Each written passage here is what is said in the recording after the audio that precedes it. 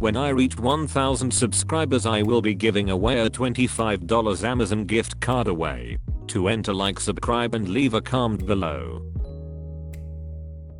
Posted by u/cosmic_devastation. Kate's revenge. An inmate accused of forcibly tattooing a slain 10-year-old girl's name onto her killer's forehead in an Indiana prison was the victim's cousin, a family friend said.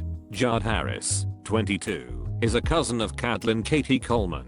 Family friend and spokesman Terry Gray confirmed to the Republic newspaper. He said he did not believe they knew each other well. Harris, 22, who is serving time on a burglary conviction at Wabash Valley State Prison in Carlisle, has been charged with battery and is accused of tattooing Kate's revenge across Anthony Ray Stockelman's forehead. Harris told prison officials the attack was in revenge, according to an affidavit. Stockelman is serving a life sentence after pleading guilty to abducting, molesting, and killing the 10-year-old girl, who lived about 70 miles south of Indianapolis. She was missing for 5 days before her body was found January 30th, 2005, in a creek about 15 miles from her home. The affidavit said that prison officials transferred Harris to the same prison wing as Stockelman on September 19th, 3 days before the attack, and that Harris subsequently threatened Stockelman's life several times. Harris slipped into the open cell Stockelman shared with another prisoner on September 22nd, and, when Stockelman returned, Harris closed the locking cell door, according to the affidavit.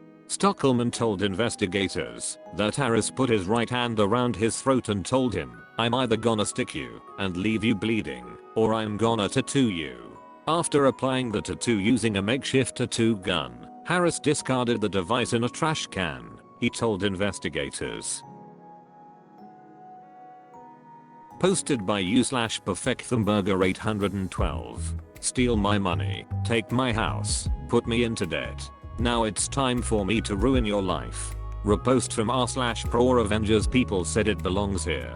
My ex stole from me close to 90k euros which I saved up for 9 years, and when I took her to court, I lost due to lack of evidence. At the moment I felt destroyed and lost it all. She even sued me for emotional damages, and I had to pay 55k euros. So I was forced to sell my house and take a big loan from the bank. I stayed at a friend and helped me find some good lawyers, and we just found an amazing one. In one day he helped me so much and even helped me get the info of who took money from my bank account. Something was wrong.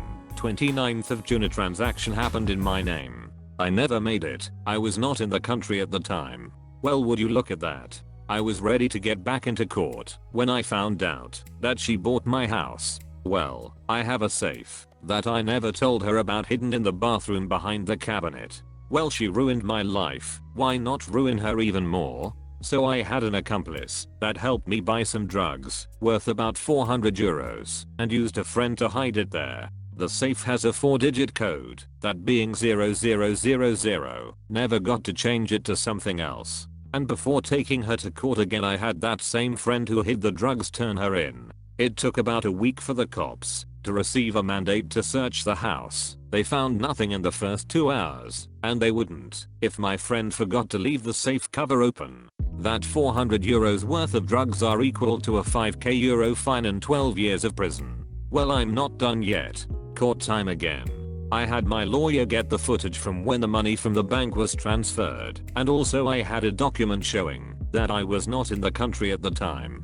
We also found out the account to which the money was sent to. The name was that of my ex. Well, look how the tables have just turned. My lawyer also demanded payment for emotional damage, all the money that was stolen, the house, and also money equivalent to 2 times the debt I had in the bank, which is equal to about 140k euros. The look on her face when everything came down crashing on her was totally worth it. And on top of the 12 years from drug possession, she received an additional 25 years for theft and false testimony. Enjoy it, bitch. Over a decade later, I got revenge on my abuser. First, this is a secondary account and not my main, so that people who know my main don't know this is me. I left many things intentionally vague for that reason. Second, someone kindly directed me to the sub from the comments on Pro Revenge. I did not know there was a Nuclaer, and please let me know if it's not nuclear enough. Background is short and sweet, just like the rest of the story. When I was a young lass, I was sexually abused by an adult male who volunteered at the school I went to. It went on that entire year, and the next year I had the good fortune to change schools for totally unrelated reasons. Due to the standard issue threats and manipulation that come with these scenarios, I'll kill your family if you ever tell them, and take you to live with me once they're dead. What we do is a special secret that nobody else can ever know, etc. I never told anyone. I pushed it down and just tried not to think about it. Many years later, I had a friend confide in me that something similar had happened to her, and we swapped stories. She had done things the proper, tidy way. She told a trusted adult. The perpetrator was tried in a court of law. He was convicted, and he was jailed for a long time. Everything wrapped up nice and neat with a little bow on top. She was pissed at me for not telling anyone about what had happened to me, even if it hadn't been until years later, because what if it had happened to someone else? But I pointed out that once it was past the statute of limitations, I couldn't really tell anyone. Doing so when he wasn't tried and convicted would come back on me as slander. So it felt like there wasn't anything I could do. For a while, I left it at that. But it started to nag at me. Was there really nothing I could do? I started by looking him up online. A basic Google and social media search were all I needed to find him, living far away from where I was, and I wasn't sure if that meant good or bad things for my revenge. Whatever it turned out to be, as I had no definite plan then. On his very public profile, I got some news that rattled me. He had terminal cancer.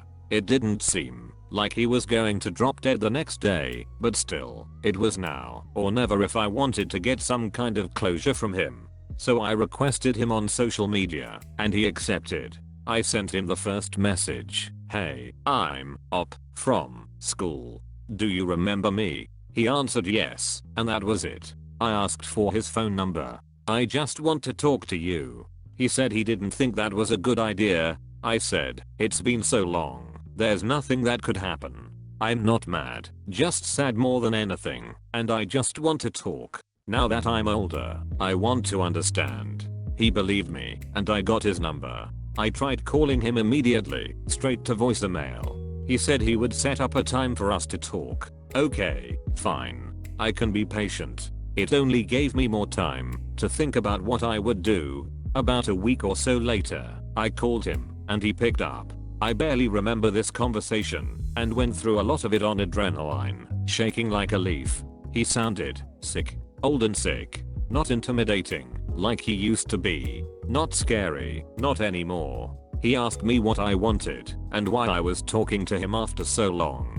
I said, I just need to hear from you what you did to me, so I know I'm not crazy. He said he couldn't do that. I told him he owed it to me, and that it had been so long ago. The statute of limitations was expired, so there was nothing that could be done about it. I said that I knew he was dying, and it would clear his conscience to talk about it, and answer all of my questions. Win-win, right? He still said no.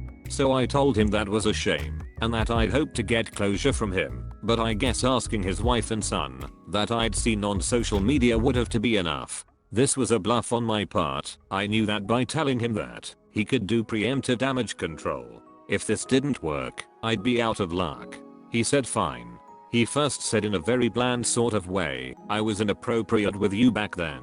Not good enough. I pushed and pushed and pushed until I almost thought he was going to hang up, and he finally admitted it, in detail. I thanked him, and asked if his conscience felt better. He said yes. I said good. That was all I wanted for both of us. I hung up. Now the actual revenge part. I had recorded the whole thing. Not illegal. I was in a one-party consent area, and although he lived in a different area, he did too. I uploaded it to cloud storage, and sent a link to his wife and his adult son. I explained that I had found them as a mutual contact on social media, and since he was nearing the end, I thought they might appreciate knowing some of the memories he shared with me about the time he volunteered at that school. I never got a reply from his wife. I didn't expect one, but still, I was a little disappointed. It took about 3 months, but then I finally got a message from his son. It was glorious. He wasn't the guy's son, he was his stepson, and he'd never liked the guy from day one. He'd told his mom this repeatedly, but she insisted he was just bitter about his BO dad leaving and told him to get over it. Something just felt off about him, and now he knew what it was. He apologized to me for how the guy had hurt me, not that it was any of his fault, they didn't even know him back then yet. He told me that he knew his mom hadn't replied to me, but she had listened to it. Afterward, she had left him while he was dying of cancer. The stepson said this guy didn't have family of his own, and that he and his mom and his own kids were all he had left. They severed ties with him. Best part, the wife never actually married him, and even if she had, when she left, it wasn't exactly like there was time for the guy to contest anything in court. He was fading fast, and that stuff can take a year or more to get settled. He didn't have that kind of time. When she left, she took all the money. It was all hers. He hadn't worked in a long time due to the cancer. She took the closest thing he had to family, and the best part, without her, he no longer had the money to pay for his private health insurance. I thanked the stepson for contacting me and asked if he could do me one more favor, tell me when it was over and he was dead. He happily agreed. A few more months later, I got the news. He died alone in a state hospital. They weren't going to publish an obituary, although the stepson had decided to have him cremated so that he could just scatter the ashes. No plot, no lasting proof that this man ever existed. Apparently he had spent the last few months writing constant letters to his now ex and stepson, calling them, texting them, everything. Neither one had responded, and he died alone, knowing that what he had done had eventually ruined his life and taken away what mattered to him.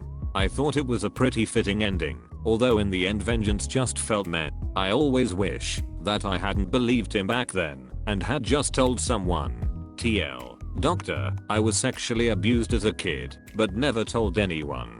Years later, I get him to admit to it and secretly send a recording to his family. They abandon him and leave him to die alone. Posted by u/Zevons. Always have a backup.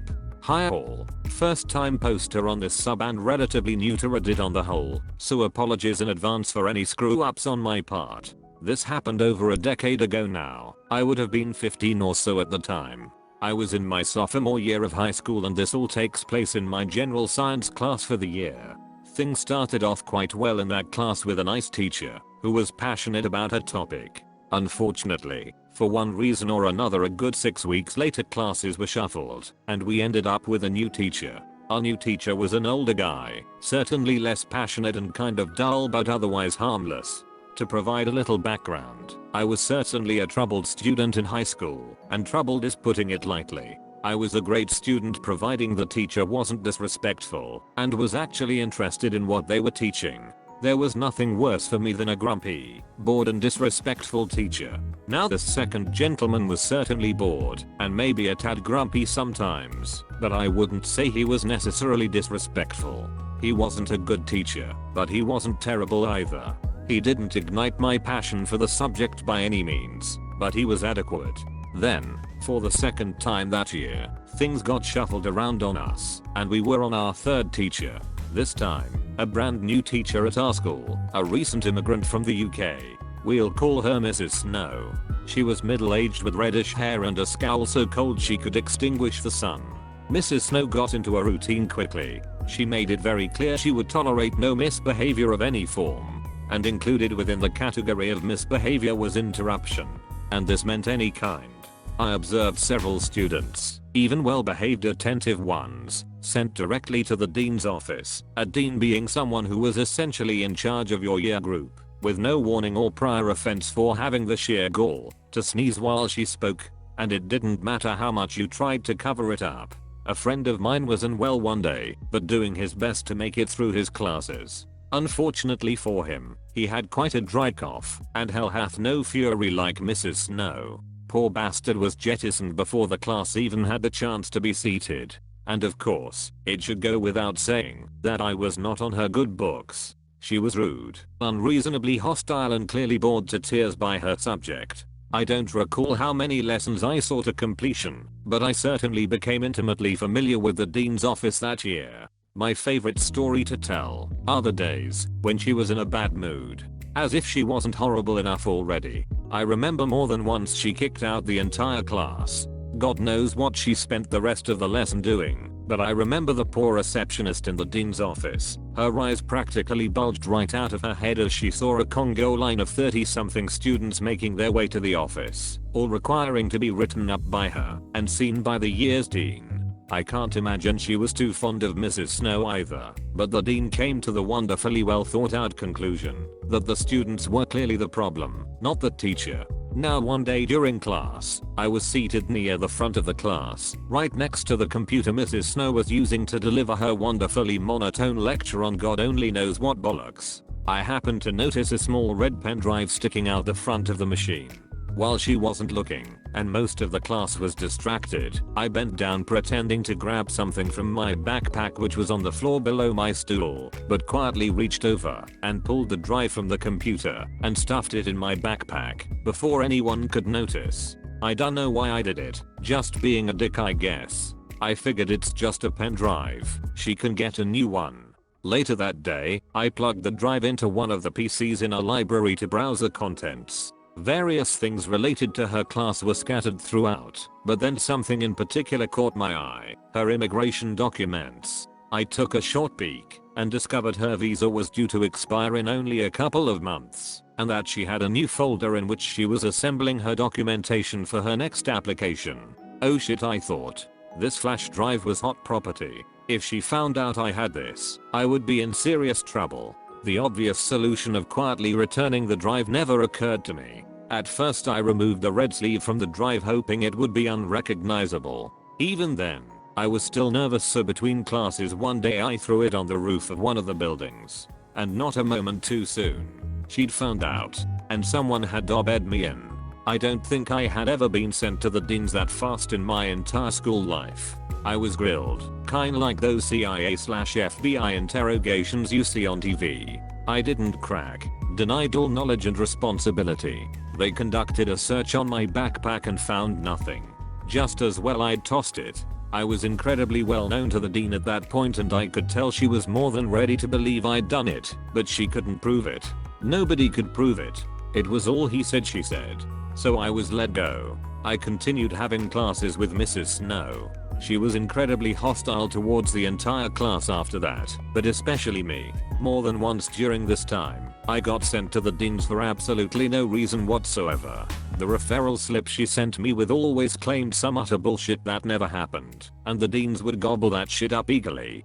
Until one day, we had a reliever, and the next day, and the day after, that reliever became our new permanent teacher for the remaining 2 months or so of the year. There was never any explanation as to why. Rumors began to spread, and eventually I learned the proper truth. The copy of her immigration documents on that pen drive were the master copy. She had no backups, hard copies or duplicates. NZ's immigration system is ridiculously pedantic, in that you need to resubmit all of the evidence and previous visas you've been granted again when you apply for a new one. She no longer had any of it. She was missing crucial documentation to retain her visa status, and as such, her visa was declined, and she left, or was removed from the country. I had no reason to suspect she wouldn't have backups. Usually you'd use a pen drive as backup, and have a master copy on a computer somewhere. This was in the days before cloud storage was a thing, and pen drives were quite small in capacity, and not particularly reliable at that.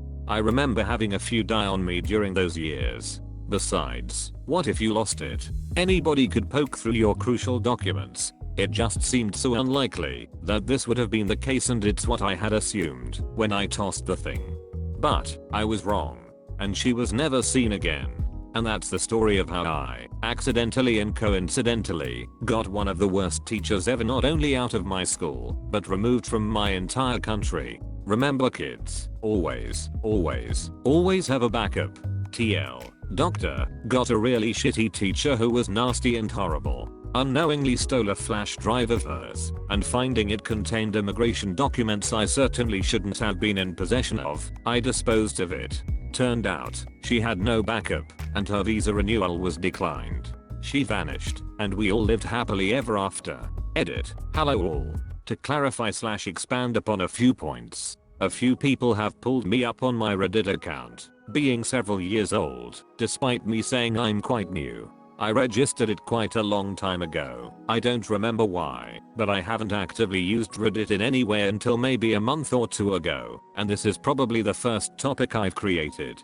To clarify, I was just being a little shit and stealing a flash drive. I had no knowledge of what was on it until later. I was also quite severely mentally ill in high school, and this was quite some time ago. It wasn't as understood nor tolerated as it is now. I didn't know why I was feeling the ways I was. I didn't know why I was acting it. It was a turbulent and horrible few years for me. When I saw the documents on the drive, my first thought I shouldn't have this, and I cannot be caught with it. I had no way of knowing she had no backup copy, and perhaps assumed having other copies of something as important as that would be common sense. As no point was my intention to have her deported. It was more just a small thing that, due to a number of circumstances, many of which were beyond my control, snowballed completely out of control and led to that. I have considerable regret that my actions caused her deportation, particularly more so as I've grown older.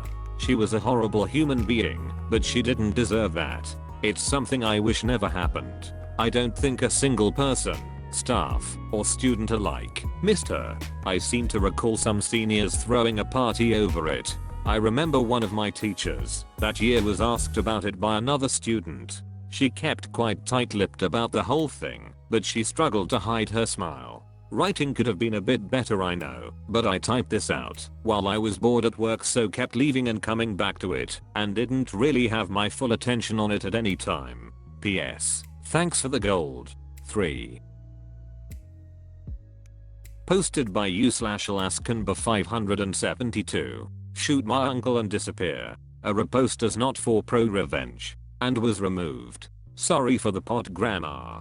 Backstory: this was over 50 years ago, and I'm sure no one involved is still alive. I was told about this by my father during a hunting trip, when my father was a little drunk one night. On to the story. As said before, this happened over 50 years ago. My father and his brother, my uncle, and a few of their biker/truck driver friends were in a bar drinking. While enjoying the drinks and music, a small bar fight broke out between two guys a couple tables away. My uncle has always been a nice guy and would never raise a hand in anger and go out of his way to help others. He gets up, walks over, and separating the two guys, and tells them to just knock it off and enjoy their beer. My uncle stands above 6 feet 8 inches and was as strong as he was tall. The two guys sat down, and one just gave my uncle a dirty look. My uncle rejoined my father and his friends and went back to enjoying their drinking. The guy with the dirty look got up and left the bar. My uncle was sitting with his back to the door when the guy came back in and walked right behind my uncle. Before anybody could act, pulled a gun and shot my uncle in the back. The guy turned and ran back out of the bar, got into his truck and drove off. One of my father's friends grabbed the other guy and took him outside and got the information about his friend and told him to leave town and never come back if he knew what was good for him. They took my uncle to the hospital as it would be faster than waiting for an ambulance back then. The next day, after a long surgery, my uncle was going to survive, but the bullet severed his spine and he would never walk again. Once they knew he was going to live, my father and about 5 of the friends took the info they got and tracked down the shooter, busted down his door in the middle of the night, took him and his gun someplace my father would not say. At this place far enough away no one would ever hear what was happening. They beat him for hours until his arms and legs were pretty much mush, and my father said the man just disappeared that night. The police asked about what happened to my uncle, but was told it happened so fast nobody saw a thing. The bartender was a friend and said the same. I lost my father over 33 years ago to cancer, and my uncle, well, he lived for a good life until complications to his legs and they had to be removed. He passed on about 20 years ago. I feel safe on writing this as there is nobody left alive connected to that night. God bless my father and his friends not allowing a coward such as this to walk away without a bunch of karma getting him. I miss you, Dad and Uncle Jay. Sorry for it getting long. Was hard to write. When I reach 1,000 subscribers, I will be giving away a $25 Amazon gift card away. To enter, like, subscribe and leave a comment below.